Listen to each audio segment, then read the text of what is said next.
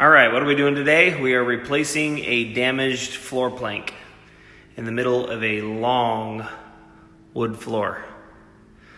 Very difficult to do because typically you're supposed to knock these things aside from each end so that way you can get the tongue and groove floorboard out of the floor. We are not going to do that. We're going to try the Dremel on a hint from another professional to get that floorboard out of there, and it'll be a special cut to do that. So let's give it a shot. Okay, so we're making the first incision here, and I'm kind of overusing the Dremel bit a little bit because it's not designed to do this, but it is making its way through slowly, and we'll see what the cut looks like in a minute. Okay, so we got the first cut all the way along the board made through the middle, and we're going to see if it kind of pries up or not. Okay, with a little bit of coaxing from a rubber mallet, we got the old board out, and now it's time to put the new board in after we vacuum. All right, now that we got it all vacuumed out, we've got to go ahead and we've got to cut the leading edge of this board. There's a little bit of an overhang on this, so that way it'll mount flush with the board next to it. But this piece, because we're not putting in brand new flooring, we're just replacing one, would get in the way if we tried to put it in there right now, as well as this piece. So both of these pieces have to be cut out of there, so that way it'll go flush to the floor.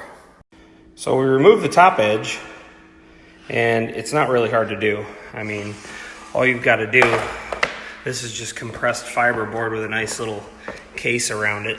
All you've got to do is take your utility knife and score it right along there a couple of times without cutting yourself. And then you take your finger, the board between your feet, and you can literally just break this cheap wood apart. It's really nothing to it. So once we finish up the board, we'll dry fit it and see how it goes. Okay, so now the board has been trimmed. I don't recommend dry fitting the board to the ground over here without a couple of suction cups, because if you get that board down in there and it wants to sit in there, you're going to crack some other boards trying to get it out. So make sure you get like a couple suction cups from the hardware store. They're like $7 a piece, and dry fit it. Okay, so now that it's been dry fit, it needs to come back out. Everything fits really well along the sides of the boards. There's not a whole lot of lifting other than the damaged board. That's the next one that we're going to replace.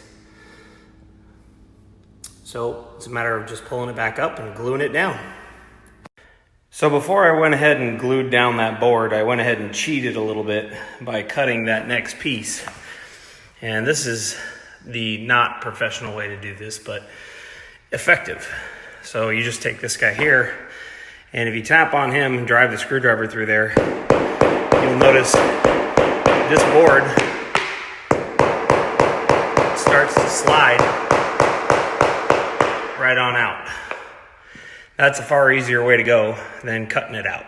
So if you're replacing two boards right next to each other, don't glue one down and then try and get the other one out. It's the way that they tell you to do it, but not going to work real well. This is far more effective.